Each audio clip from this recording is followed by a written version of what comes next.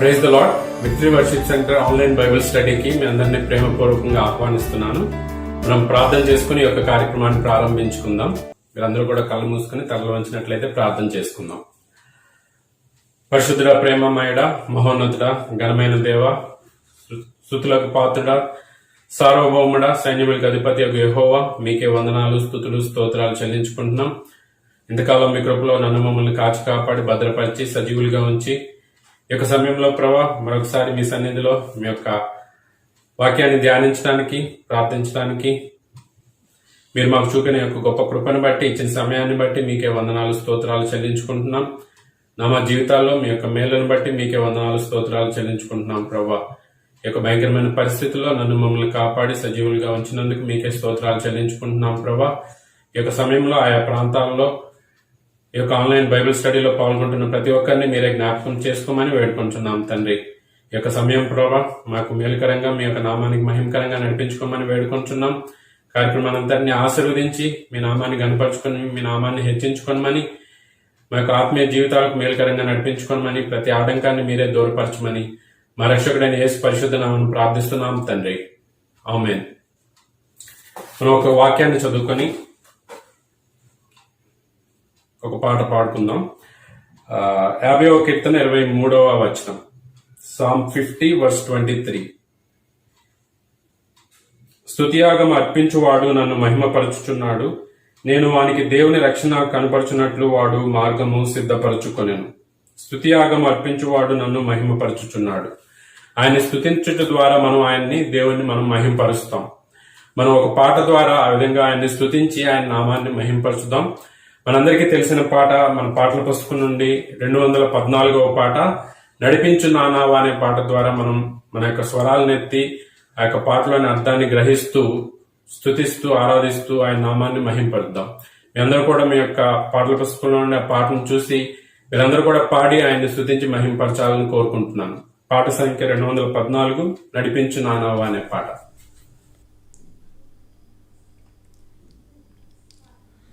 నడిపించు నానావా నడి సాంద్రమున దేవా, నవ జీవన మార్గమునా నా జన్మ తరింప.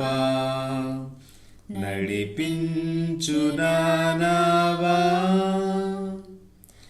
నా జీవిత తీరమునా, నాపజయ భారమునా, నలిగిన నా హృదయమును నడిపించుములోతునకు.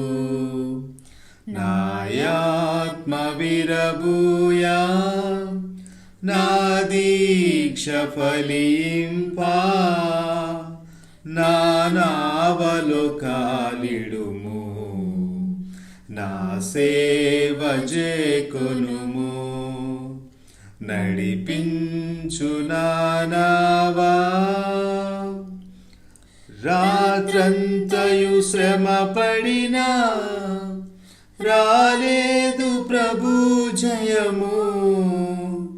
రహదారులు వెదకినను రాదాయను ప్రతిఫలము.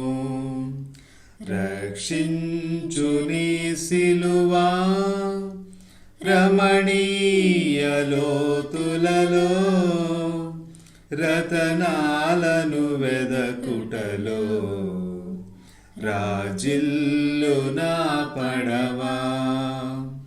నడిపించు నానావా ఆత్మార్పణ చేయకయే ఆశించితిని చెలిమి. అహమును ప్రేమించుచునే అరసితి ప్రభుని కలిమి.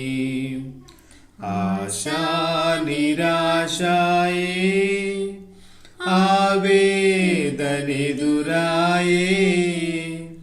ఆధ్యాత్మికలేమిగని అల్లాడే నా వలలు. నడిపించు నానావా ప్రభు మార్గము విడచితిని ప్రార్థించుట మానితిని ప్రభు వాక్యము వదలితిని పరమార్థము మరచితిని ప్రపంచ నటనలలో ప్రావీణ్యమును బుంది ఫలహీనుడనై ఇప్పుడు పాటింతు నీ మాట నడిపించు నానావా లోతైన జలములలో లోతున వినబడు స్వరమా లోబడుటను నేర్పించి లోపంబును సవరించి లోనున్న ఈవులలో లోతైన నా బ్రతుకు లోపించని అర్పణగా లోకేశ చేయుమయా నడిపించు నానావా ప్రభు యేసుని శిష్యుడనై ప్రభు ప్రేమలో పాదుకొని ప్రకటింతును లోకములో పరిశుద్ధుని ప్రేమ కథ పరమాత్మ ప్రోక్షణతో పరిపూర్ణ సమర్పణతో ప్రాణంబును ప్రభు కొరకు పానార్పణము చేతు నడిపించు నానావా నడి సంద్రమున దేవా నవజీవన మార్గమునా నా జన్మ తరింపా నడిపించు నానావా. ఈ సమయంలో మనకి 2 ప్రార్థన విన్నపములు ఉన్నాయి. ఆ యొక్క ప్రార్థన విన్నపములు నేను చెప్తున్నప్పుడు మీరందరూ కూడా జాగ్రత్తగా గమనించి నాతో ప్రార్థనలో ఏకీభవించాలని కోరుకుంటున్నాను. ఈ యొక్క ప్రార్థన అవసరతలు ఎంతో ముఖ్యమైనవి. మనం ఈ యొక్క ప్రార్థన ఎంతో ఈ యొక్క రోజుల్లో అవసరం కూడా ఉంది. కాబట్టి మనకి ప్రార్థనలు విని జవాబు చేసే దేవుడు ఉన్నాడు. కాబట్టి మనం అందరం కూడా ఎంతో విశ్వాసంతో నమ్మకంతో ఈ యొక్క ప్రార్థనాంశాల గురించి ప్రార్థన చేద్దాం. మొట్టమొదటి ప్రార్థన విన్నపం ఏంటంటే దేశంలోని విగ్రహారాధికులందరూ కూడా రక్షింపబడాలని మనం ప్రార్థన చేద్దాం. దేశంలోని విగ్రహారాధికులందరూ రక్షింపబడాలని ప్రార్థన చేద్దాం. మీరందరూ కూడా ఏకీభవించండి. మహోన్నతుడైన మా దేవ, ఘనమైన మా తండ్రి, మీకే వందనాలు, స్తుతులు, స్తోత్రాలు చెల్లించుకుంటున్నాం. ఈ యొక్క సమయంలో మీ యొక్క సన్నిధికి ఈ యొక్క ప్రార్థనా విన్నపాన్ని తీసుకొస్తున్నాం. ప్రభా, మాకు ఇచ్చిన యొక్క భాగ్యాన్ని బట్టి మీకే వందనాలు చెల్లించుకుంటున్నాం. మీ యొక్క గొప్ప ప్రేమను బట్టి, మార్పులేని ప్రేమను బట్టి వందనాలు చెల్లించుకుంటున్నాం. త్యాగపూర్వితమైన ఆ యొక్క ప్రేమతో నన్ను మమ్మల్ని ప్రేమించి నా కొరకు మా కొరకు మీరు చేసిన గొప్ప కార్యాన్ని బట్టి, సిలువలో కార్చిన రక్తాన్ని బట్టి వందనాలు చెల్లించుకుంటున్నాం. ప్రభా, ఈ యొక్క గొప్ప సత్యాన్ని అనేకులు తెలుసుకోకుండా ప్రభా వారు మీకు దూరంగా జీవిస్తూ నిత్య నరకంలోనికి వెళ్తున్నారు. ప్రభా, మరి ముఖ్యంగా ఈ సమయంలో మా యొక్క భారతదేశంలోని విగ్రహారాధికుల గురించి ప్రార్థిస్తున్నాం. ప్రభా, మీరే సహాయం అనుగ్రహించండి. వారి పట్ల మీ కృప చూపించమని వేడుకుంటున్నాం. నిజమైన దేవుణ్ణి ఎరుగక ప్రభా వారు చెవులుండి వినలేని, కళ్ళుండి చూడలేని విగ్రహాలను ప్రభా ఆరాధిస్తూ వారి యొక్క జీవితాలను వ్యర్థం చేసుకుంటుండగా ప్రభా వారి పట్ల మీరే కృప చూపించండి. మీ యొక్క మార్గాన్ని, సత్యాన్ని వారు తెలుసుకొని ప్రభా మీ యొక్క జీవంలోనికి వారు రావడానికి సహాయం అనుగ్రహించమని వేడుకుంటున్నాం. ప్రభా, మీ యొక్క సత్య సువార్తను ప్రభా వారు తెలుసుకోవడానికి కావలసిన సహాయాన్ని మీరే అనుగ్రహించండి. ఈ యొక్క సువార్త వారికి చేరడానికి, ఆ యొక్క సువార్త వారి హృదయంలో కార్యం జరిగి ప్రభా వారు మిమ్మల్ని రక్షకునిగా అంగీకరించడానికి, మీ యొక్క రక్షణలోని వారికి ఎదగటానికి మీ కృప అనుగ్రహించమని వేడుకుంటున్నాం తండ్రి. అటువంటి విగ్రహారాధికులందరినీ ప్రభా మీరే ఈ సమయంలో జ్ఞాపకం చేసుకోనండి. వారిని ప్రభా మీరే మార్చమని వేడుకుంటున్నాం. ప్రభా, మీకు అసాధ్యమైనది ఏదీ లేదు. ప్రభా, ఈ ఒక్కరు నశించడం మీకు ఇష్టం లేదు.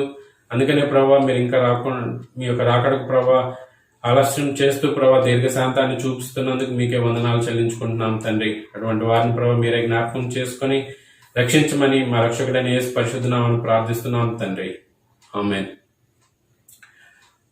మన రెండవ ప్రార్థనా విన్నపం, భారతదేశంలోని విశ్వాసులందరూ దేవుని లేఖనాలు మరియు దేవుని శక్తిని తెలుసుకొని దేవునిలో ఎదుగునట్లు ప్రార్థన చేద్దాం. భారతదేశంలోని విశ్వాసులందరూ దేవుని యొక్క లేఖనాలు, దేవుని శక్తిని తెలుసుకొని దేవునిలో ఎదుగునట్లుగా మనం ప్రార్థన చేద్దాం. పరిశుద్ధుడ, ప్రేమమయుడ, మహోన్నతుడ, కృపగల మా తండ్రి, దయగల మా దేవ, మీకే వందనాలు, స్తుతులు, స్తోత్రాలు చెల్లించుకుంటున్నాం ప్రభా. ఈ యొక్క సమయంలో ప్రభా మా యొక్క భారతదేశంలోని విశ్వాసులందరి గురించి ప్రార్థిస్తున్నాం. ఎవరైతే మిమ్మల్ని రక్షకుడిగా అంగీకరించి ప్రభా విశ్వాసులుగా జీవిస్తున్నారో వారందరినీ ప్రభా మీరే జ్ఞాపకం చేసుకోమని వేడుకుంటున్నాం తండ్రి. మీరు మాకు ఇచ్చిన ఒక గొప్ప జీవ వాక్యాన్ని బట్టి వందనాలు, స్తుతులు, స్తోత్రాలు చెల్లించుకుంటున్నాం. ఆ యొక్క లేఖనాలను ప్రభా ప్రతి ఒక్కరూ ప్రతిదినము ప్రభా చదువుతూ ధ్యానిస్తూ ఆ యొక్క వాక్యంలోని సంగతులను గ్రహిస్తూ ఎదగటానికి సహాయం అనుగ్రహించండి. అటువంటి రెండంచులు వాడి అయిన ఖడ్గములంటి వాక్యం ప్రభా వారి హృదయాల్లో కార్యం జరిగించినట్లుగా ఆ యొక్క హృదయాల్లో ప్రభా మీ యొక్క వాక్యం శక్తిని కలిగి ప్రభా ఆ యొక్క శక్తిని ఆశ్రయించి వారి యొక్క జీవితాలు మారినట్లుగా మీరే కృప చూపించమని వేడుకుంటున్నాం తండ్రి. ఆ విధంగా ప్రభా ఈ యొక్క వాక్యం ఆశ్రయించి ప్రతి ఒక్కరి జీవితాలు మారినట్లుగా మీరే సహాయం అనుగ్రహించండి. మీ యొక్క వాక్యంని ధ్యానించి మీ యొక్క చిత్తాన్ని తెలుసుకొని ప్రభా మీ యొక్క చిత్తంలో ఉంటున్నట్లుగా సహాయం అనుగ్రహించమని వేడుకుంటున్నాం నాయన. ఈ యొక్క వాక్యం ద్వారా ప్రభా ప్రతి ఒక్కరు విశ్వాసి బలం పొంది ప్రభా విశ్వాసంలో స్థిరులుగా ఉన్నట్లుగా, విశ్వాసంలో తొలగిపోకుండా ఉన్నట్లుగా సహాయం అనుగ్రహించమని వేడుకుంటున్నాం నాయన. ఈ యొక్క వాక్యాన్ని ప్రభా మేము ధ్యానిస్తూ ప్రభా మాకు ఆత్మీయ జీవితాల్లో ఎదుగునట్లుగా సహాయం అనుగ్రహించండి. మరి ముఖ్యంగా భారతదేశంలోని ప్రతి ఒక్క విశ్వాసి కూడా ప్రభా మీ యొక్క లేఖనాల ద్వారా బలం పొంది మీ యొక్క శక్తిని ఆశ్రయించి ప్రభా ఈ యొక్క లోకంలో ఉన్న విషయాలని సాతాన్ని ఎదుర్కోవటానికి ప్రభా మీరే సహాయం అనుగ్రహించమని, మీలో ఎదుగుతూ ప్రభా మీకు నమ్మకమైన సాక్షులుగా ఈ లోకంలో మాదిరికరంగా జీవించడానికి మీరే కృప చూపించమని, ఈ సమయంలో ప్రభా మీ యొక్క వాక్యాన్ని అందిస్తున్న మీ యొక్క దాసుని కూడా ప్రభా మీరే బలపరిచి మీ యొక్క వాక్యం ద్వారా అనేకులకు కావాల్సిన ఆత్మీయమైన ఆహారాన్ని మీరే అనుగ్రహించి మీరే మహిం పొంది మీరే మహిమా ఘనత ప్రభావాలు ఆరోపించుకోనమని మా రక్షకుడైన యేసు పరిశుద్ధ నామమున ప్రార్థిస్తున్నాం తండ్రి. ఆమేన్. ఈ సమయంలో మనకు బ్రదర్ శ్యామ్ వాక్య పరిచయం చేస్తారు. మీరందరూ కూడా భక్తితో ఆ యొక్క వాక్యాన్ని విని ఆత్మీయంగా మేలు పొందుతారని ఆశిస్తున్నాను. మన రక్షకుడైన యేసుక్రీస్తు నామంలో మీ అందరికీ వందనాలు చెల్లిస్తున్నాను. మనం వాక్యాన్ని చదువుకుందాం. యోహాను సువార్త 13వ అధ్యాయము 34-35 వచనాలు. యోహాను సువార్త 13వ అధ్యాయము 34-35 వచనాలు. మీరు ఒకరినొకరు ప్రేమింపవలనని మీకు కొత్త ఆజ్ఞ ఇచ్చుచున్నాను. నేను మిమ్మల్ని ప్రేమించినట్టే మీరును ఒకరినొకరు ప్రేమింపవలెను. మీరు ఒకని ఎడల ఒకడు ప్రేమగలవారైన ఎడల దీనిని బట్టి మీరు నా శిష్యులని అందరూ తెలుసుకుందురని. ప్రార్థన చేసుకుందాం. మహోన్నతుడానికి వందనాలు. ఈ సమయంలో మీ వైపు చూస్తున్నాం. మీ వాక్యం ద్వారా మాతో మాట్లాడండి, స్పష్టంగా మాట్లాడండి. ఆన్లైన్లో వీక్షిస్తున్నటువంటి మా సంఘస్థులను మీరు జ్ఞాపకం చేసుకోండి. అంతేకాకుండా మిగతా సహోదరులను మీరే జ్ఞాపకం చేసుకోండి. ప్రతి ఒక్కరితో మీరు మాట్లాడండి, నన్ను బలపరచండి, సహాయం చేయవలసిందిగా వేడుకుంటూ కొద్ది ప్రార్థన యేసు నామములో వేడుకున్నాను తండ్రి. ఆమేన్. ఈరోజు నా యొక్క అంశము ఒకరినొకరు ప్రేమించుట. ముఖ్యంగా మనం సహోదర ప్రేమ గురించి చూస్తాము. దేవుని మహాకృపను బట్టి మొన్న ఆదివారము మనం మన సంఘంలో దేవుని ప్రేమించుట, నిజంగా నీవు దేవుని ప్రేమిస్తున్నావా అనేటువంటి విషయమే ధ్యానించడం జరిగింది. దేవుడు ఎంత చక్కగా సంఘాన్ని నడిపిస్తారో చూడండి. అది ప్రిపేర్ అవుతున్న విషయం నాకు తెలియదు, నేను ప్రిపేర్ అయ్యేది అన్నకు తెలియదు. కానీ దేవుడు మన సంఘాన్ని దేవుని ప్రేమించే విషయంలో, అదేవిధంగా సహోదర ప్రేమ విషయంలో దేవుడు నేర్పించాలని దేవుడు భావిస్తున్నాడు అనుకుంటా. అందుకే దేవుడు అలా సంఘాన్ని నడిపిస్తున్నాడు. అందుకు నన్ను ముఖ్యంగా వాడుకుంటున్నందుకు దేవునికి స్తుతులు చెల్లిస్తున్నాను. కాబట్టి దేవుని ప్రేమించుట అనేది మనం చాలా చక్కగా చూసాము. ఆయన ఆజ్ఞలు గైకుని వాడే ఆయనను ప్రేమించేవాడని విధేయత చూపెడితేనే ప్రేమించుట అనేది చూసాం. కాబట్టి ఆ ప్రభు మనకి ఇచ్చినటువంటి ఆజ్ఞ ఏమి మనకు ఆజ్ఞ ఇస్తున్నాడంటే మీరు ఒకరినొకరు ప్రేమించుట, ఒకరినొకరు ప్రేమించుట. బైబిల్లో ఉన్నటువంటి ప్రధానమైనటువంటి ఆజ్ఞలలో ఒకటి పూర్ణ హృదయంతో, పూర్ణ మనసుతో, పూర్ణ వివేకంతో నీ దేవుడైన యెహోవాను ప్రేమింపవలను. అలానే దేవుని స్వరూపంలో సృష్టింపబడినటువంటి మానవుణ్ణి అదే ప్రేమతో మనము ప్రేమించాలి. కాబట్టి 2 ప్రధానమైనటువంటి ఆజ్ఞలుగా మనకు బైబిల్లో ఉన్నవి. కాబట్టి ఆ 2 ఆజ్ఞల విషయంలో ఒకటి మొన్న ఆదివారం మనం ధ్యానించడం జరిగింది. రెండవదిగా ఒకరినొకరు ప్రేమించుట, ప్రత్యేకంగా పరిశుద్ధుల మధ్య, విశ్వాసుల మధ్య ఉండాల్సినటువంటి సహోదర ప్రేమ గురించి ఈరోజు మనం ధ్యానిద్దాం. కాబట్టి ఈ విధంగా సహోదరులను ప్రేమించడం, ఒకరినొకరు ప్రేమించడం అనేది దేవుడు మనకిస్తున్నటువంటి ఆజ్ఞ. మనం ఇప్పుడు చదివినటువంటి యోహాను సువార్త 13వ అధ్యాయం 34-35 వచనంలో 3 సార్లు ప్రభువైన యేసుక్రీస్తు వారు మీరు ఒకరినొకరు ప్రేమింపవలను, మీరు ఒకరినొకరు ప్రేమింపవలను అన్నటువంటి మాటను మనం చూడవచ్చు. కాబట్టి దేవుడు మనకు ఒక ఆజ్ఞని ఇస్తున్నాడు. నేను ఏ విధంగా మిమ్మల్ని ప్రేమించానో అదే ప్రేమతో మీరు ప్రేమించాలి. అంతేకాకుండా ఇదే యోహాను రాసినటువంటి మొదటి యోహాను పత్రికలో కూడా చాలాసార్లు మనం ఆ మాటను చూడవచ్చు. మీరు ఒకరినొకరు ప్రేమించండి, మీరు ఒకరినొకరు ప్రేమించడయే దేవుడు ఇచ్చినటువంటి ఆజ్ఞ. కాబట్టి మనం ఎందుకు ప్రేమించాలి, ఒకరినొకరు సహోదర ప్రేమ ఎందుకు ఉండాలంటే దేవుడు మనకి ఇచ్చినటువంటి ఆజ్ఞ. దేవుడు మనల్ని ప్రేమిస్తున్నాడు, అదే ప్రేమతో మనం దేవుణ్ణి ప్రేమించాలి, అదే ప్రేమతో మనం మన సహోదరుని ప్రేమించాలి అనేటువంటి దేవుడు ఇచ్చినటువంటి ఆజ్ఞ కనుక మనం ప్రేమించాలి. కాబట్టి మన సహోదరుని, నీ సహోదరుని, సంఘంలో ఉన్నటువంటి సహోదరుని, లేకపోతే సహోదరుడు సహోదరి ఒకరినొకరు సంఘంలో ఉన్నటువంటి అవయవాలుగా, క్రీస్తు శరీరంలో ఒక శరీరంగా అవయవాలుగా ఉన్నటువంటి మనం ఏ విధంగా ప్రేమించుకోవాలి, సహోదరు మధ్య ఎలాంటి ప్రేమ ఉండాలంటే ఇది లోక సంబంధమైనటువంటి ప్రేమ కాదు. లోకంలో స్వార్థంతో కూడినటువంటి ప్రేమ, ఎంతో ద్వేషంతో కూడినటువంటి, లోపల ఒకటి పెట్టుకొని కుళ్ళు కుతంత్రంతో ఉన్నటువంటి ప్రేమ. ఇది ఎమోషనల్కి సంబంధించింది కాదు, ఇదొక పదము కాదు. అంతేకాకుండా ఇదొక ఫీలింగ్ సంబంధించినటువంటిది కాదు. ఒక భక్తుడు ఒక బుక్లో చాలా చక్కగా రాస్తాడు. ఇది ఎలాంటి ప్రేమ అంటే ఎంతో చక్కగా రాస్తాడు తను.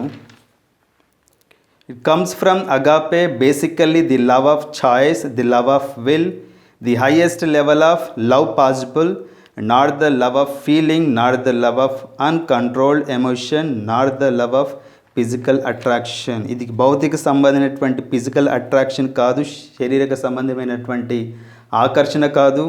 అంతేకాకుండా ఎమోషనల్కి సంబంధించింది కాదని ఎంతో స్పష్టంగా మనం అర్థం చేసుకోవచ్చు. కాబట్టి ఓన్ విల్తో చేసేటువంటిది, పరిశుద్ధాత్మ ద్వారా మనం నింపబడినప్పుడు ఆయన నడిపింపు ద్వారా, ఆయన యొక్క మోటివేషన్ ద్వారా మన ఓన్ విల్తో, స్వచిత్తంతో మ్యాక్సిమంగా మనం ఎంత ప్రేమించగలుగుతామో ఆ విధంగా ప్రేమించడము అనేది ప్రభు మన నుంచి ఎక్స్పెక్ట్ చేసేది. కాబట్టి లోక సంబంధమైన ప్రేమతో మనం ప్రేమించడం కాదు, కానీ మన హృదయాలు కడగబడినాయి, దేవుడు మనల్ని కడిగివేశారు, మనల్ని క్షమించాడు, మన హృదయాలు నూతనపరచబడ్డాయి. కాబట్టి పరిశుద్ధాత్మ ద్వారా ప్రేమ మనలో కుమ్మరింపబడింది. కాబట్టి దేవుడు ఏ ప్రేమతో అయితే మనల్ని క్షమించి మనల్ని పరిశుద్ధపరిచి ప్రేమతో నింపాడు, అదే ప్రేమతో మన సహోదరులను మనం ప్రేమింపబద్ధులమై ఉన్నాము. కాబట్టి లోక సంబంధమైన ప్రేమతో కాకుండా క్రీస్తు మనలో ఉంచినటువంటి ప్రేమతో మన సహోదరుని మనం ప్రేమించాలి. అంతేకాకుండా ఈ ప్రేమ, ఎప్పుడైతే ప్రేమను పొందుకున్నటువంటి మనము ఆ ప్రేమలో నిలిచి ఉండడం అనేది ఎంతో ముఖ్యము. యోహాను సువార్త 15వ అధ్యాయము 9వ వచనంలో మనం ఆ మాట చూడొచ్చు. 15:9 తండ్రి నన్ను ఎలాగో ప్రేమించినో నేను మిమ్మల్ని అలాగూ ప్రేమించితిని, నా ప్రేమయందు నిలిచి ఉండి నేను నా తండ్రి ఆజ్ఞలు గైకొని ఆయన ప్రేమయందు నిలిచిన్న ప్రకారము మీరు నా ఆజ్ఞలు గైకొని ఎడల నా ప్రేమయందు నిలిచిందురు. 9-10 వచనాలు చదివాను. కాబట్టి ప్రేమను పొందుకున్నటువంటి మనము ఆ ప్రేమలో నిలిచి ఉన్నప్పుడు ఆ ప్రేమను మనం మన సహోదరుల మధ్య చూపగలుగుతాం. కాబట్టి ఏ విధంగా ప్రేమలో నిలిచి ఉండొచ్చు అంటే మనం ఆయన ఆజ్ఞలు గైకున్నప్పుడు, ఆయన మాట విన్నప్పుడు మనము ఆ ప్రేమలో నిలిచి ఉండగలుగుతాము. అప్పుడే అలాంటి ప్రేమను మనము చూపగలుగుతాము. అంతేకాకుండా ఈ ప్రేమలో మనము విస్తరించాలి, అభివృద్ధి చెందాలి. తెస్సలోనికి రాసిన పత్రికలో ఎంతో చక్కగా ఉంటుంది. అక్కడ ఏం రాయబడుతుందంటే తెస్సలోనికి అపోస్తులైన పౌలు మొదటి తెస్సలోనికల పత్రిక 4:9 సహోదర ప్రేమను గురించి మీకు వ్రాయనక్కర్లేదు, మీరు ఒకరినొకరు ప్రేమించుటకు దేవుని చేతనే నేర్పబడితిరి. కాబట్టి వీరు ఏ విధంగా మరి నేర్చుకున్నారంటే దేవుని చేత నేర్పబడ్డారు. అంతేకాకుండా ఇదే తెస్సలోనిక 3:13 లాస్ట్లో ఉంటుంది కదా, మేము మీ ఎడల ఎలాగూ ప్రేమలో అభివృద్ధి పొంది వర్ధిల్లుచున్నామో అలాగే మీరును ఒకని ఎడల ఒకడు మనుషులందరి ఎడలను ప్రేమలో అభివృద్ధి పొంది వర్ధిల్లునట్లు ప్రభు దయచేయును కాక. కాబట్టి ప్రేమను పొందుకున్నటువంటి మనము ప్రేమలో నిలిచి ఉండడమే కాకుండా ఆ ప్రేమలో అభివృద్ధి పొందాలి. ఆయన ద్వారా మనం ఆ ప్రేమలో విస్తరించాలి. ఆ ప్రేమలో మనము ఎదిగినట్లయితే ఆ గొప్ప ప్రేమను మనం చూపెట్టగలుగుతాము. ఆజ్ఞలు పాటించుటయే నన్ను ప్రేమించుట ఎంతో చక్కగా మొన్న ఆదివారం మనం విన్నాము. నిజంగా ఆయనకు విధేయులమై మనం ఉంటే ఏమి జరుగుతుందనే విషయాలు ఎంతో చక్కగా మరి మన ఉపేంద్ర అని తెలియజేశారు. ఆయనకు విధేయత చూపెడితే తండ్రి వలన ప్రేమింపబడతాడు. కాబట్టి తండ్రి యొక్క ప్రేమ మన మీద ఉన్నప్పుడు మనం ఏ విధంగా ప్రేమ చూపెట్టగలుగుతామంటే అదే ప్రేమ ద్వారా మన సహోదరుల మధ్య మనం చూపెట్టగలుగుతాము. సన్ నుంచి ఎంత లైట్ వస్తే అంత ఆ మిర్రర్ నుంచి రిఫ్లెక్షన్ అవుతూ ఉంటుంది. మనం ఎంత ప్రేమను ఆయన నుంచి పొందుకుంటూ ఉంటే అంతే ప్రేమతో మన సహోదరుల మీద మనం చూపెట్టగలుగుతాము. అంతేకాకుండా తను కనపరుచుకుంటాడు. తాను రివీల్ చేసుకుంటున్నప్పుడు తన మహిమను, తన సత్యాన్ని, తన గొప్పతనాన్ని రివీల్ చేసుకుంటున్నప్పుడు ఆ గొప్పతనంతో, ఆ గొప్ప ప్రేమతో మనము చూపగలుగుతాము. అంతేకాకుండా వాని యొద్ద నివాసం చేస్తాను. కాబట్టి ప్రభు మనలో నివాసం చేస్తున్నప్పుడు మన నుంచి వచ్చే ప్రేమ ఆయన ఇచ్చేటువంటి ప్రేమనే మనలో ఉంటుంది. కాబట్టి ముఖ్యంగా వాక్యపు వెలుగులో వాక్యాన్ని చదువుతూ వాక్యానికి విధేయత చూపెట్టినట్లయితే మనం ఆ ప్రేమలో సంపూర్ణమవుతాము. యోహాను రాసినటువంటి మొదటి పత్రిక 2వ అధ్యాయము 5వ వచనం, ఆయన వాక్యం ఎవడు గైకొనునో వానిలో దేవుని ప్రేమ నిజముగా పరిపూర్ణమాయను. కాబట్టి ఆయన ఆజ్ఞలను మనము పాటించినట్లయితే, ఆయన వాక్యంలో మనం నిలిచినట్లయితే మన ప్రేమ పరిపూర్ణమవుతుంది. అలాంటి పరిపూర్ణమైనటువంటి ప్రేమతో మనం మన సహోదరులను ప్రేమించగలుగుతాము. అది ఎంతో అందంగా ఉంటుంది. ఆ ప్రేమ అది ఎంతో మాధుర్యంగా ఉంటుంది. ఎందుకంటే అది లోక సంబంధమైనటువంటి ప్రేమ కాదు, అది ప్రభు మనలో నింపుతున్నటువంటి ప్రేమ. కాబట్టి మన హృదయాలు కడగబడి దేవుని చేత క్షమింపబడి నూతన పరచబడినటువంటి మనము మన హృదయాల ద్వారా మన సహోదరుని ఎలా మనం ప్రేమించగలుగుతామంటే ఆ ప్రేమను పొందుకుంటూ, ఆ ప్రేమలో నిలిచి ఉంటూ, ఆ ప్రేమలో అభివృద్ధి చెందుతూ విస్తరిస్తూ ఆ ప్రేమను మన సహోదరుల మధ్య చూపినట్లయితే అది లోక సంబంధమైన ప్రేమగా అది ఉండదు. కాబట్టి మనం ఆ విధంగా మన సహోదరుని ప్రేమింపబద్దులే ఉన్నాము. ఈ విధంగా మనం ప్రేమను పొందుకుంటూ, ప్రేమలో నిలిచి ఉంటూ, ప్రేమలో అభివృద్ధి చెందినట్లయితే మనం ఎంతో గొప్పగా పరిమితికి మించి ది మ్యాక్సిమం లవ్ను మనం చూపెట్టగలుగుతాము. పేతురు రాస్తాడు కదా, మొదటి పేతురు 1వ అధ్యాయము 22, మీరు క్షయబీజం నుండి కాక శాశ్వతమగు జీవము గల దేవుని వాక్య మూలంగా అక్షయ బీజం నుండి పుట్టింపబడిన వారు కనుక నిష్కపటమైన సహోదర ప్రేమ కలుగునట్లు మీరు సత్యమునకు విధేయులవుట చేత మీ మనసులను పవిత్రపరచుకున్న వారై ఉండి ఒకరినొకడు హృదయపూర్వకముగాను మిక్కటముగాను ప్రేమించుడి. ఎలా ప్రేమించమంటున్నాడంటే ఒకరినొకడు హృదయపూర్వకముగాను మిక్కటముగాను ప్రేమించుడి. ఇంగ్లీష్లో ఏముంటుందంటే ఫర్వెంట్లీ అని ఉంటుంది. ది ఫర్వెంట్లీ అనేది గ్రీక్ వర్డ్ నుంచి వచ్చింది. గ్రీక్ వర్డ్ ఎక్టెనస్ అంటే stretched out to the uttermost, అంటే మ్యాక్సిమం లెవెల్కి రీచ్ కావడం. To reach often as far as possible, the very limit of love as far as you can reach.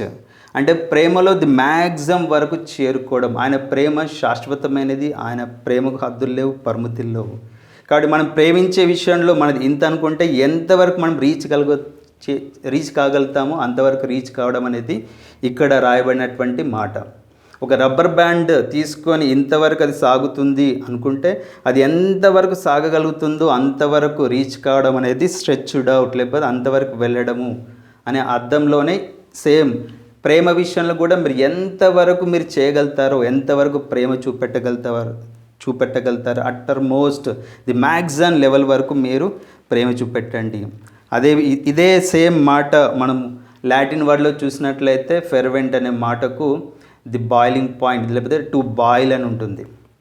కాబట్టి వాటర్కు the maximum temperature ఎంత అంటే ఎక్కడ boil అవుతుందంటే ది మ్యాక్సిమం టెంపరేచర్ ఎంతంటే 100 degrees Celsius. ప్రతి లిక్విడ్కి ది మ్యాక్సిమం టెంపరేచర్ దాన్ని boiling temperature అంటారు. అంటే మ్యాక్సిమం వరకు రీచ్ కావడము.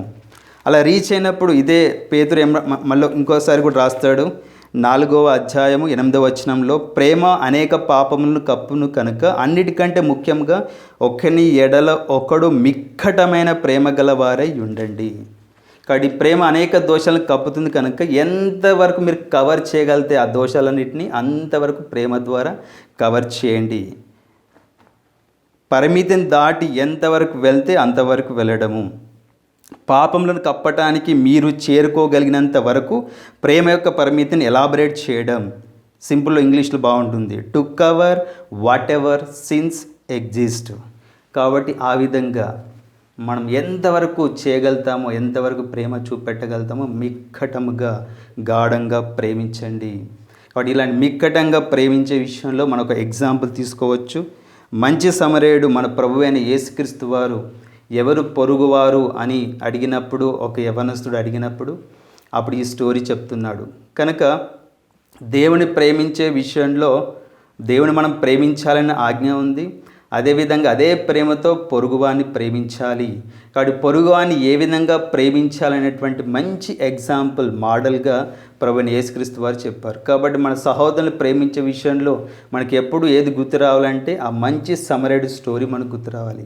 ఏదైనా నేను ఇప్పుడు టీచింగ్లో ఏదైనా టాపిక్ ఎక్స్ప్లెయిన్ చేసేటప్పుడు దానికి ఒక ఎగ్జాంపుల్ చెప్తాను. తర్వాత పిల్లల్ని అడిగినప్పుడు కొన్ని రోజులైన తర్వాత కూడా వాళ్ళు ఏమంటారంటే, సార్ మీరు ఆ రోజు ఆ ఎగ్జాంపుల్ చెప్పారు కదా, ఆ టాపిక్ అది బాగా గుర్తుంది సార్ అంటారు. కాబట్టి పొరుగువారిని సహోదరుని ప్రేమించే విషయంలో, ఒకరినొకరు ప్రేమించే విషయంలో మన ప్రభు ఇచ్చినటువంటి ఎగ్జాంపుల్ మంచి సమరయుడు స్టోరీ.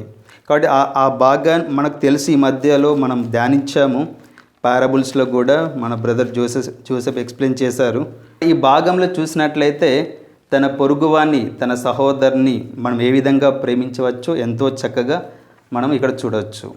అంటే మన సహోదరుల మధ్య మనం ఎలాంటి సందర్భాలు రావచ్చు అంటే ఆర్థికపరమైనటువంటి ఇబ్బందులు రావచ్చు.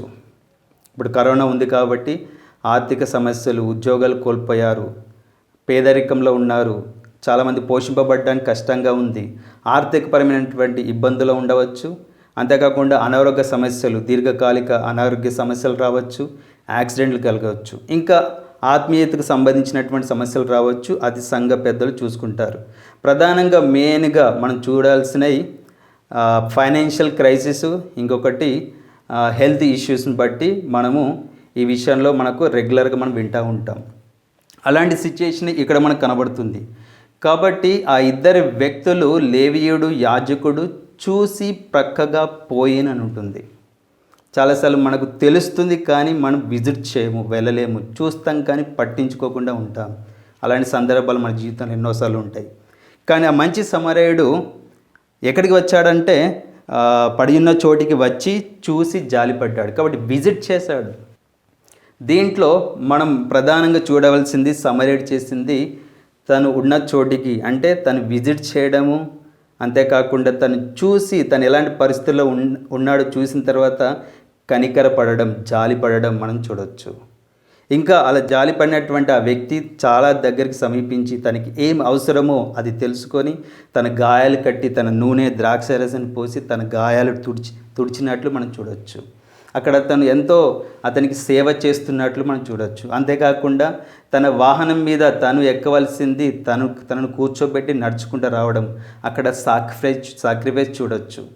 తన యొక్క నూనె ద్రాక్షరసాన్ని సాక్రిఫైస్ చేసుకున్నాడు, తన వాహనాన్ని సాక్రిఫైస్ చేసుకున్నాడు, తన ధనాన్ని ఇచ్చాడు, అంతేకాకుండా తన సమయాన్ని కూడా అక్కడ ఇచ్చాడు. ఒక రోజు అక్కడ గడుపుతాడు, మరునాడు తెల్లారి తను వెళ్ళిపోతాడు. డబ్బులు ఇవ్వడం మనం చూసాం, సమయం ఇవ్వడం చూసాం, సాక్రిఫైస్ కనబడుతుంది, విజిట్ కనబడుతుంది, ఎంతో సమీపంగా వెళ్ళాడు, కనికరపడ్డాడు, అంతేకాకుండా సాక్రిఫైస్ చేశాడు, అంతేకాకుండా తనకి ఎంతో సేవాభావం చూడొచ్చు, సేవ చేశాడు. అంతేకాకుండా మనము ఇంకా చూసినట్లయితే ఇంకేమైనా అవసరమైతే నీకు ఇస్తాను, మరలా వస్తాను, చూసుకుంటాననే విషయం మనం చూడొచ్చు. అంటే ఎంతో బాధ్యత కలిగిన వాడిగా ప్రవర్తించడం మనం ఇక్కడ చూడొచ్చు. రెస్పాన్సిబిలిటీ కనబడుతుంది. చివరిగా సమయం ఇవ్వడమే కాకుండా ఇంకా తనతో కాంటాక్ట్ కలిగినటువంటి వ్యక్తిగా కనబడుతున్నాడు. అంటే తను బాగేంత వరకు, క్షేమాన్ని పొందుకునేంత వరకు అతనితో టచ్లో ఉన్నట్టు, తన విషయంలో ఎంతో జవాబుదారీగా మనకు ఇక్కడ కనబడుతున్నాడు. కాబట్టి విజిట్, నెక్స్ట్ సమీపించడము, అక్కడ పరిస్థితులను అర్థం చేసుకొని హెల్ప్ చేయడము, సాక్రిఫైస్ చేయడము, అంతేకాకుండా మనీ ఇచ్చినట్లు మనం చూడొచ్చు, సమయం ఇచ్చినట్లు చూడొచ్చు, అంతేకాకుండా రెస్పాన్సిబిలిటీ కనబడుతుంది, అంతేకాకుండా కనెక్షన్ లేకపోతే కాంటాక్ట్ కలిగినటువంటి వ్యక్తిగా మనకు సమరయుడు కనబడతాడు. ఇలానే మనం ప్రభు గురించి ఆలోచించినప్పుడు, మంచి సమరయుడి గురించి ఆలోచిస్తున్నప్పుడు మన ప్రభువు నాకు గుర్తొచ్చారు. నశించిన దాన్ని వెతికి రక్షించుట కొరకు ప్రభుని యేసుక్రీస్తు వారి లోకానికి వచ్చారు. అంతేకాకుండా చాలా మనకు మనుషుల మధ్యలోకి, చాలా క్లోజ్గా మనుషుల మధ్యలోకి ఆయన సమీపించాడు, మనుషుల మధ్యలోకి ఆయన వచ్చారు. వాళ్ళందరిని చూసినప్పుడు కాపర్లేని గొర్రెలని ఎంతో కనికరపడ్డారు ప్రభు. అంతేకాకుండా వచ్చిన ప్రతి మనిషిని స్వస్థపరిచాడు, బాగు చేశాడు. సాతాను బంధకం చేత, అసత్యం చేత, సాతాను చేత పీడింపబడుతున్న ప్రతి మానవ జాతిని, మనిషిని విమోచించటానికే తన రక్తాన్ని సాక్రిఫైస్ చేశారు, తన సమయాన్ని సాక్రిఫైస్ చేశారు, తన జీవితాన్ని సాక్రిఫైస్ చేశారు. అంతేకాకుండా తనను మనకు తన పరిశుద్ధాత్మను అనుగ్రహించి మనతో ఎప్పుడూ సహవాసం కలిగిన వ్యక్తిగా, మన బాగోగులు చూసుకుంటున్న వ్యక్తిగా మన ప్రభు మనకు కనబడుతున్నారు. తన రక్తం ద్వారా మనం కొనుక్కున్నాడు, కడిగివేశారు, విమోచించారు, సమాధానం మనకు కలిగించారు. మంచి సమరయుడిలో మన ప్రభువైన యేసుక్రీస్తు వారు చూపినటువంటి మాదిరి ఎంతో చక్కగా మనకు కనబడుతుంది. కాబట్టి ఆ విధంగా మన సహోదరులను ప్రేమింపబద్దులమే ఉన్నాము. ఇంకా సహోదరుని ప్రేమించే విషయంలో దీనికంటే గొప్పదేమిటి? ప్రభు ఇచ్చినటువంటి ఎగ్జాంపుల్. కాబట్టి నా సహోదరుని ప్రేమించాలి అన్నప్పుడు మనకు గుర్తు రావాల్సింది నా ప్రభు ఇచ్చినటువంటి ఎగ్జాంపుల్ ఏంటంటే మంచి సమరయుడు. మన సహోదరుడు ఎవరైనా హాస్పిటల్ ఉన్నారా, యాక్సిడెంట్ అయిందా, లేకపోతే ఫైనాన్షియల్గా సమస్యలతో ఉన్నారా అన్నప్పుడు మనం చేయవలసింది మొదటగా విజిట్ చేయాలి, వెళ్ళడం చాలా ముఖ్యము. అక్కడికి వెళ్ళిన తర్వాత చాలా జాగ్రత్త చూసి ఏమి అవసరమో అది మనం ఎంతవరకు చేయగలుగుతామో ఆ అవసరాన్ని తీర్చే విషయంలో మనం ప్రయాసపడడం ఎంతో ముఖ్యము. సమీపంగా మనము వారి దగ్గరికి వెళ్ళి వారిని ఎంతో ఆప్యాయతతో పలకరించడం, అక్కడ ఏదైనా పని చేయవలసి వస్తే ఏదన్నా అక్కడ ఉండి ఏదన్నా మనం చేయాల్సి వస్తే అక్కడ చేయడము. అంతేకాకుండా ఒకవేళ ఒక 4 గంటలు ఉండాల్సి వస్తుందా, 1 డే ఉండాల్సి వస్తుందా హాస్పిటల్లో, ఉండడము. దీని నుంచి మనం నేర్చుకోవచ్చు. ఒకవేళ ఫైనాన్షియల్గా ఏదైనా సపోర్ట్ కావాలనుకుంటే మనకు ప్రభు ఇచ్చిన సామర్థ్యాన్ని బట్టి మనము హెల్ప్ చేయడము. ఫైనాన్షియల్గా కాకుండా మనము ఇంకా సాక్రిఫైస్ అక్కడ ఉంటుంది, వాళ్ళకి ఏదైనా అవసరం అనుకుంటే, వాళ్ళకి ఇది అవసరమైతే బాగుంటుంది అనుకుంటే మన వస్తువుల ద్వారా వారికి సహాయం చేయడం, సాక్రిఫైస్ చేయడము. అంతేకాకుండా వారు బాగేంత వరకు వారితో మనం కనెక్షన్ కలిగి, కాంటాక్ట్ కలిగి, బ్రదర్ ఎలా ఉన్నారు, ప్రార్థన చేస్తున్నాం అనే విధంగా మనము కాంటాక్ట్లో ఉండి వారికి ఎంతవరకు మనం చేయగలుగుతామో, ఎంతవరకు మనం ప్రేమ చూపెట్టగలుగుతామో అంతవరకు ది మ్యాక్సిమం అట్టర్ మోస్ట్ మనము ది ఫర్వెంట్లీ లవ్ అనేది మనము చూపెట్టగలిగితే వాళ్ళు ఎంతో సంతోషిస్తారు, ప్రభుకు మహిమ కలుగుతుంది. కాబట్టి ఈ విషయంలో మనం ముందుండేవారుగా ఉండాలి. దేవుని యొక్క వాక్యం కూడా చెప్తుంది కదా, కష్టాలను అనుభవిస్తున్న వారిని మీరు జ్ఞాపకం చేసుకోండి.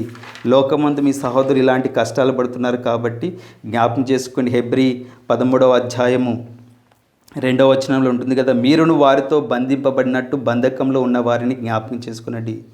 మీరును శరీరంతో ఉన్నారు కనుక కష్టంలను అనుభవించుచున్న వారిని జ్ఞాపకం చేసుకోండి.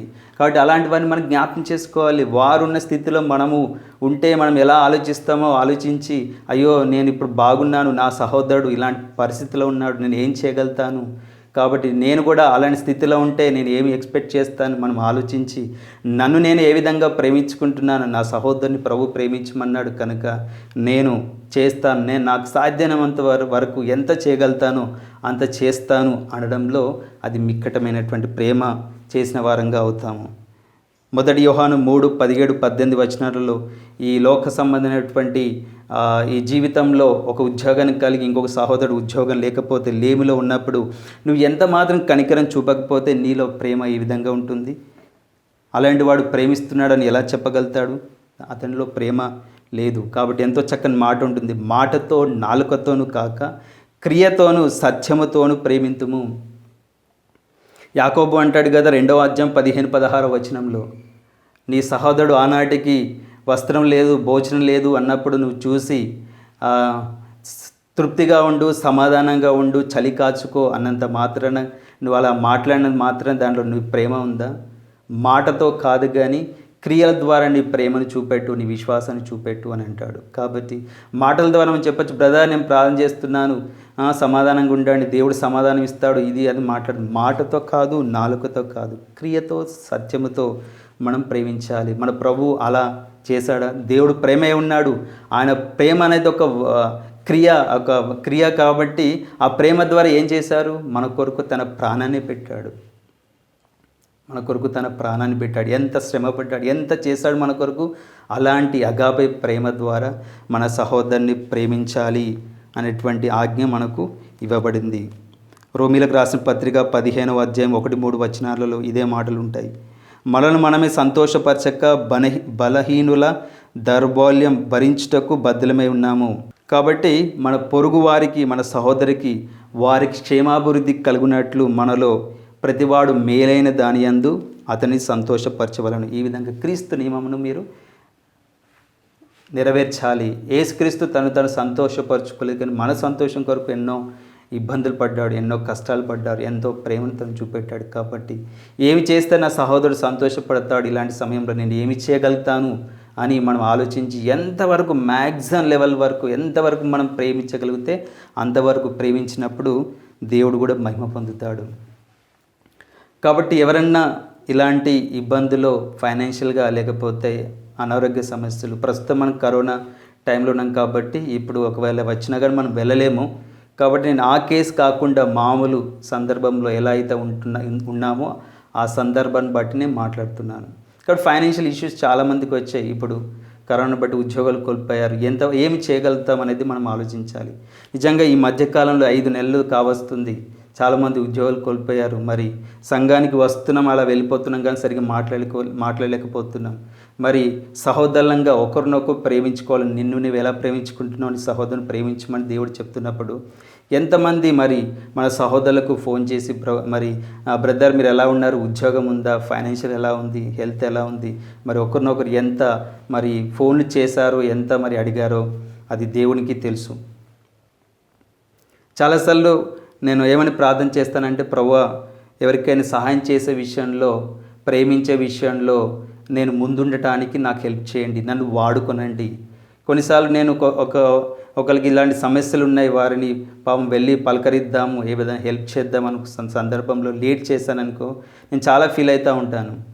అయ్యో ఎంతమంది విజిట్ చేశారో, ఎంతమంది మరి అప్పటికే వెళ్ళి పరామర్శించారు, నేను ఇంతవరకు చేయలేకపోయానే అనేటువంటి బాధ నన్ను వెంటాడుతూ ఉంటుంది. తర్వాత వెళ్ళిన తర్వాత వాళ్ళు అన్నప్పుడు మీరే మొదటి వ్యక్తి అన్నప్పుడు నేను దాన్ని బట్టి ప్రభువుని ఎంతగానో స్తుతిస్తాను. ఎందుకంటే తన బిడ్డల విషయంలో సహాయం చేసే విషయంలో నన్ను దేవుడు వాడుకున్నందుకు, నన్ను ప్రథమునిగా మొదటి వ్యక్తిగా నన్ను ఉంచి తన బిడ్డలకు సహాయం చేశాడన్నప్పుడు అది ఎంతో సంతృప్తిని, ఆనందాన్ని ఇస్తుంది. అలా నా జీవితంలో ఎన్నోసార్లు మీరు మొదటి వ్యక్తివి, రెండో వ్యక్తివి అన్నప్పుడు అది ఎంతో సంతృప్తి కలుగుతుంది. ఎందుకంటే అది దేవుడిచ్చినటువంటి ప్రేమ ద్వారానే మనం ప్రేమించగలుగుతాం, మన సొంత ప్రేమ కాదు. కానీ మనము ఆ విధంగా నేను సహోదరులను ప్రేమించే విషయంలో నన్ను ఈ విధంగా వాడుకోనండి అని ప్రార్థన చేసినప్పుడు దేవుడు మనకు అలాంటి ప్రేరేపణ ఆత్మ ద్వారా అనుగ్రహించి మనల్ని ముందుకు తోసేవాడిగా మన ప్రభువు మనకు ఉంటారు. కాబట్టి ఆ విధంగా మనం ప్రేమింపబద్ధులమై ఉన్నాము. ఇంకా ఎంతవరకు మనం ప్రేమించగలుగుతామంటే ఇదే యోహాను 15వ అధ్యాయంలో ప్రభువైన యేసుక్రీస్తు వారు ఎంతో చక్కగా అంటాడు, తన స్నేహితుల కొరకు ప్రాణం పెట్టబద్దులై ఉన్నారు. యోహాను రాసినటువంటి మొదటి పత్రిక 3:16 మనకు తెలిసిన మాటనే అది. 3:16 మన మన సహోదరుల నిమిత్తము మనం ప్రాణం పెట్టబద్దులమై ఉన్నాము. కాబట్టి ప్రాణం పెట్టేంతగా మనం మన సహోదరులను ప్రేమించబద్దులమై ఉన్నాము. అంతేకాకుండా సహోదరుల మధ్య ఇంకేముండాలంటే యూనిటీ ఉండాలి. ఎంతో చక్కని తెలిసినటువంటి మాట 133వ కీర్తన, సహోదరులు ఐక్యము కలిగి ఉండుట ఎంత మేలు, ఎంత మనోహరము. అది పరిమళ తైలం వలె ఉంటుంది, హెర్మోను మంచు వలె ఉండును. శాశ్వత జీవితము, ఆశీర్వాదము, శాశ్వత జీవము అక్కడ ఉంటాయి.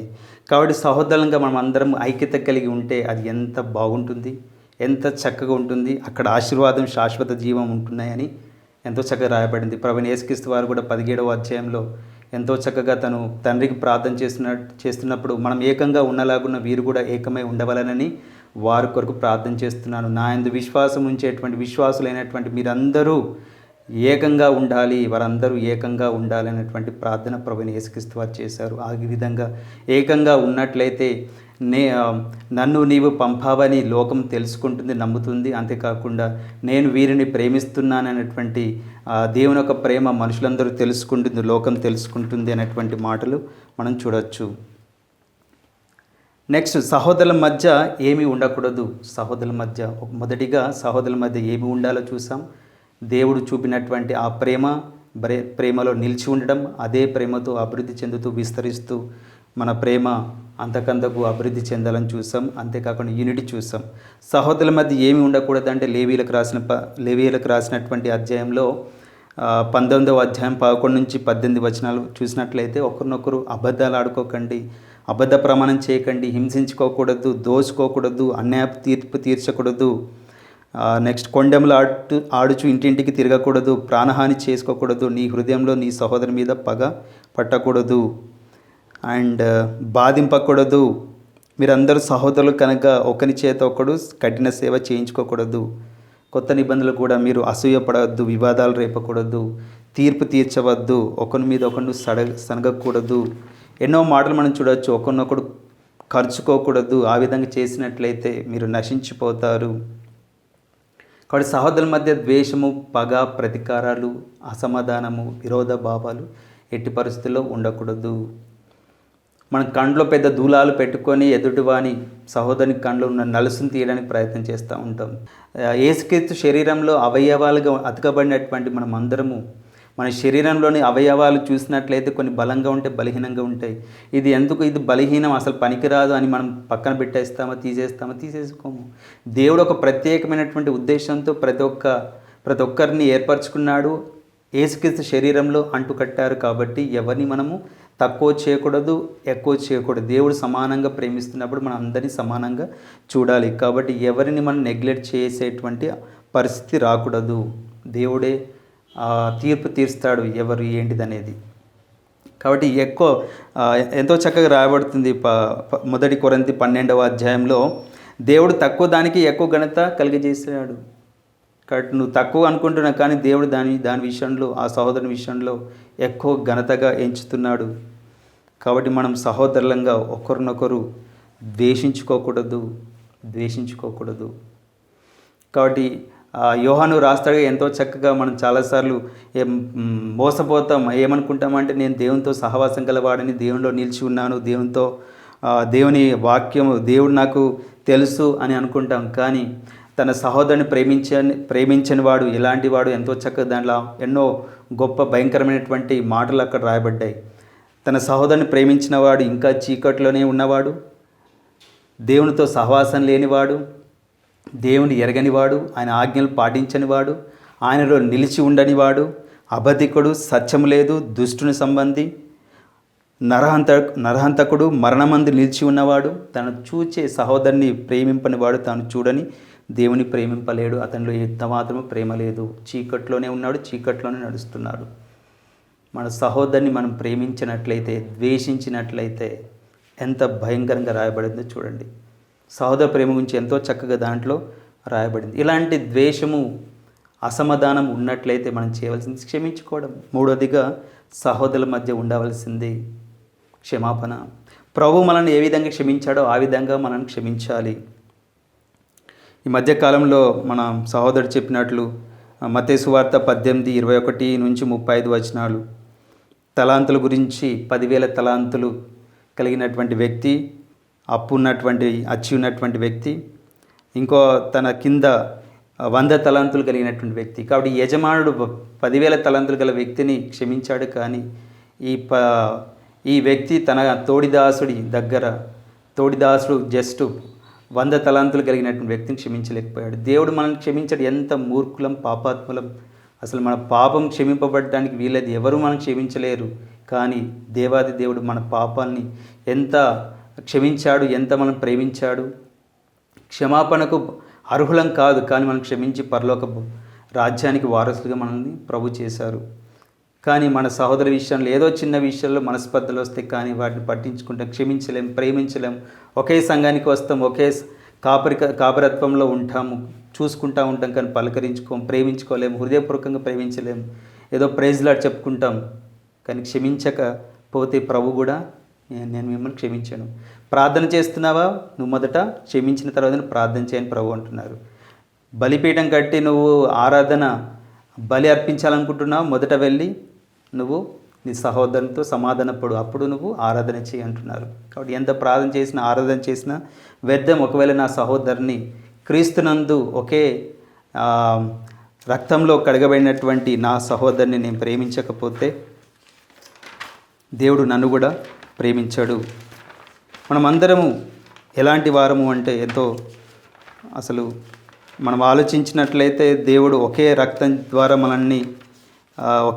ద్వారా మనం కడగబడినటువంటి పరిశుద్ధులం, ఒకే రక్తంతో కొనబడినటువంటి సహోదరులం, ఒకే ఆత్మతో ముద్రింపబడినటువంటి దేవుని వారసులము, ఒకే ఆత్మతో నడిపింపబడుతున్నటువంటి ఆత్మ సంబద్ధులం, ఒకే శరీరంతో అతకబడినటువంటి అవయవాలము, ఒకే పనిని కలిగినటువంటి దేవుని జత పనివారము, ఒకే రాజ్య సంబంధులం, ఒకే వంశస్థులం, ఒకే దేశ పౌరులం, పరదేశులం, శాశ్వత సంబంధులము.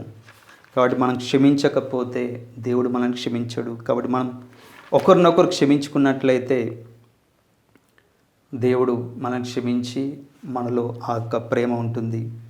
కాబట్టి ఎవడైనా తనకు హాని చేసినని అనుకునేటలా ఒకరినోడు సహించు, ఒకరినోడికి క్షమించుకోండి. కొలసి 3:13, ఎఫ్సి 4:32 కూడా ఉంటుంది. ఒకవేళ మనం ఇట్లా ఆలోచించుకుందాం, ఇది జస్ట్ మన అండర్స్టాండింగ్ గురించి చెప్తున్నా, అలా జరుగుతుందో లేదో తెలియదు. ఒకవేళ ఈ లోకంలో ఉన్నప్పుడు మనకు మధ్య ఆ మనస్పర్ధలుండి క్షమించుకోలేక, ప్రేమించుకోలేక, అలాంటి ద్వేషంతోనే మనం పరలోకం వెళ్ళామనుకుందాం. ఆ ఇద్దరు వ్యక్తులు పరలోకంలో దేవుని ఆరాధిస్తున్నప్పుడు దేవుడు వాళ్ళిద్దరిని పక్కన పెట్టి ఇద్దరు చూసుకుంటున్నప్పుడు స్క్రీన్ మీద మీరు ఈ లోకంలో ఉన్నప్పుడు ఎలాంటి ద్వేషించారు, పగ ప్రతీకారాలు కలిగి ఉన్నారు, ఎలాంటి విరోధ భావం కలిగి ఉన్నారు స్క్రీన్ మీద చూపెడుతున్నారు అనుకుందాం. కాబట్టి వారు ఆ పరలోకంలో ఆ దేవుణ్ణి ఆరాధించగలుగుతారు. పరలోకంలో సమాధానం ఉంటుందా? పరలోకంలో కూడా సమాధానం ఉంటుంది. అందుకే ఈ లోకంలో ఉన్నప్పుడు సమాధాన పడదాం, క్షమించుకుందాం.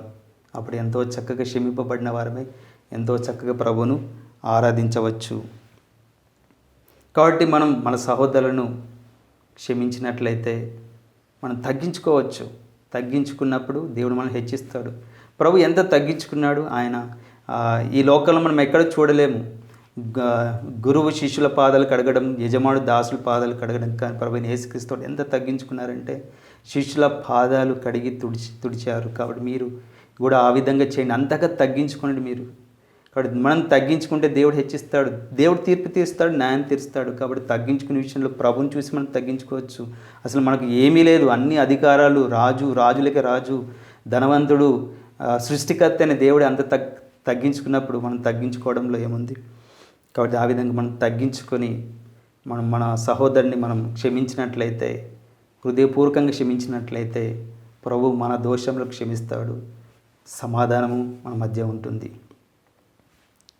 ఒకవేళ క్షమింపకపోతే, ఒకవేళ అలాంటి పరిస్థితే పరలోకంలో ఎదురైతే మనకు పరలోకంలో ఆ ప్రభువును మనం ఆరాధించగలుగుతాం. ఈ సమయంలో మీకు గుర్తు రావచ్చు, పరిశుద్ధాత్మ దేవుడు గుర్తు చేస్తుండొచ్చు, పలానా వ్యక్తి పలానా సమయంలో పలానా విషయంలో ఆర్గ్యుమెంట్ జరిగి అప్పటి నుంచి మీరు ప్రేమించలేకపోతున్నారా, అంతకుముందులాగా మీరు ప్రేమించలేకపోతున్నారు. ఈ సమయంలో గుర్తు చేసుకొని పశ్చాత్తాపడి ప్రభు దగ్గర క్షమాపణ వేడుకొని, ప్రభు నాకు ఈ వ్యక్తి గుర్తొస్తున్నాడు, ఒకవేళ మీకు ఇష్టమైతే ఫోన్ చేయడమో లేకపోతే కనీసం మెసేజ్ అని పెట్టి, బ్రదర్ పలానా సమయంలో పలానా విషయంలో అనవసరంగా మాట్లాడిన అప్పటి నుంచి నేను ప్రేమించలేకపోతున్నాను, క్షమించండి ప్రభు, క్షమించండి సహోదరుడా, బ్రదర్ అన్నప్పుడు ఒకరినొకరు క్షమించుకున్నట్లయితే ఎంత బాగుంటుంది. ఒకవేళ ఆ వ్యక్తి నేనే మీకు గుర్తొస్తే నన్ను క్షమించండి, నేను కూడా మిమ్మల్ని క్షమిస్తున్నాను.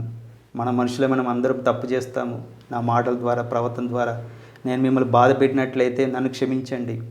నేనే మీకు గుర్తొస్తే నన్ను క్షమించండి, మిమ్మల్ని కూడా క్షమిస్తున్నాను. కాబట్టి యేసుక్రీస్తు క్షమించిన విధంగా మనం ఒకరినొకరు క్షమించుకుందాం, ప్రేమించుకుందాం. కాబట్టి ఈ విధంగా మనం క్షమించుకొని ఆ ప్రేమ ద్వారా మనము బ్రతికినట్లయితే, ఆ ప్రేమను చూపెట్టినట్లయితే, సహోదర ప్రేమ కలిగి ఉన్నట్లయితే ఏంటిది ఆ రిజల్ట్, ప్రతిఫలం అంటే యోహాను సువార్త 14:35, దీనిని బట్టి నా శిష్యులని అందరూ తెలుసుకుంటారు, లోకం తెలుసుకుంటుంది వీరు యేసుక్రీస్తు శిష్యులని. రెండవదిగా యోహాను సువార్త 15:13, దేవుడు మనకు ఆజ్ఞాపించి చేస్తే మనం ప్రేమించుకుంటే నా స్నేహితులై ఉందురు. మూడవదిగా 1 యోహాను 4:12, అలా ప్రేమిస్తే దేవుడు మనయందు నిలిచి ఉండును, ఆయన ప్రేమ మనయందు సంపూర్ణమగును.